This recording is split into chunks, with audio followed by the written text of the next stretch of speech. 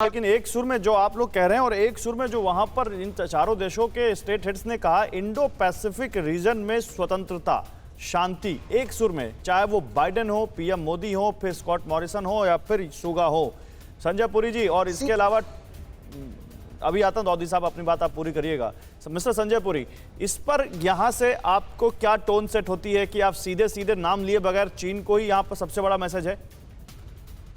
नहीं, I think ये सारी दुनिया के लिए मैसेज है कि जब कोई ऐसा पावर आएगा तो जो डेमोक्रेटिक कंट्रीज हैं, जो इम्पोर्टेंट कंट्रीज हैं, जो फ्रीडम मानती हैं, कि वो इकट्ठी हो जाएंगी। तो ये सारी कंट्रीज के लिए है। चीन को आप गिन सकते हो, मगर और भी है। रशिया को भी आप देख सकते हो कि अगर जहां जहां कोई पावरफुल कंट्रीज कोई प्रॉब्लम क्रिएट करेगा तो डेमोक्रेटिक फोर्सेस इकट्ठे होंगे। तो ये मैसेज आई थिंक सारी दुनिया के लिए है सर।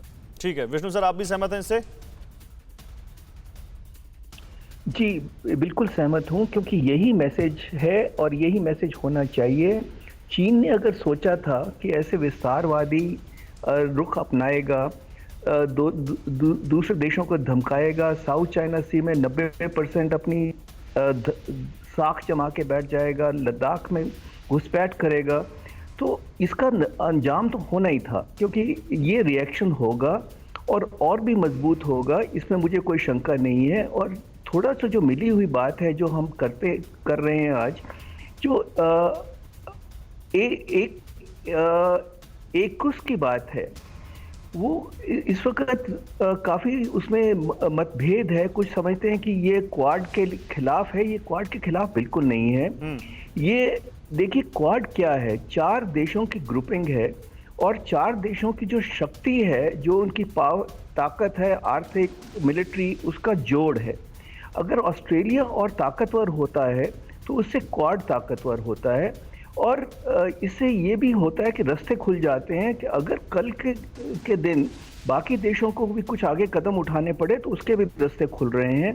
तो ये चीन को संदेश बड़ा सख्त है और उनको ये संदेश को देखना पड़ेगा। पुरी सर, आपकी तरफ मैं रुक कर लेता हूं, क्योंकि जिस तरीके से विष्णु सर कह रहे थे कि और देशों को भी अगर इसमें जोड़ा जाए, या फिर खासतौर पर अभी हम जब बात कर रहे हैं सिनारियो के अंदर, ना सिर्फ इंडो पैसिफिक रीजन की बात कर लीजिए, ताइवान जैसे मुल्क हो गए, वियतनाम हो गए, कई ऐसे देश हैं जो लगातार चीन की अग्रेसिव पोस्चरिंग को लेकर बहुत ज़्यादा परेशान है। तो क्या आप माने कि क्वाड उसको लेकर भी एक बड़ा सोल्यूशन होगा या एक ऑल्टरनेटिव क्रिएट करेगा, खासतौर पर चीन की अग्रेसिव अप्रोच को लेकर?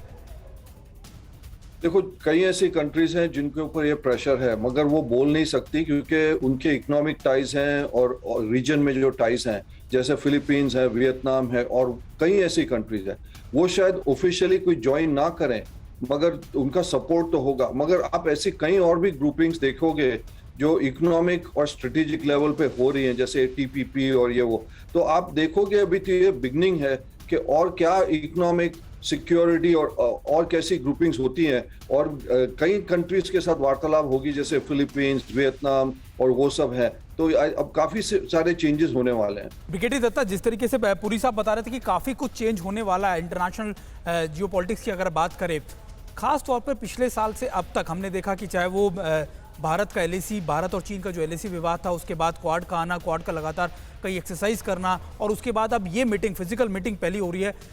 क्या आपको लगता है कि चीन को ये परेशान करने के लिए इतना बहुत नहीं है कि आगे भी कई देश जब इससे जुड़ेंगे तो चीन के लिए परेशानियां और ज्यादा बढ़ जाएंगी?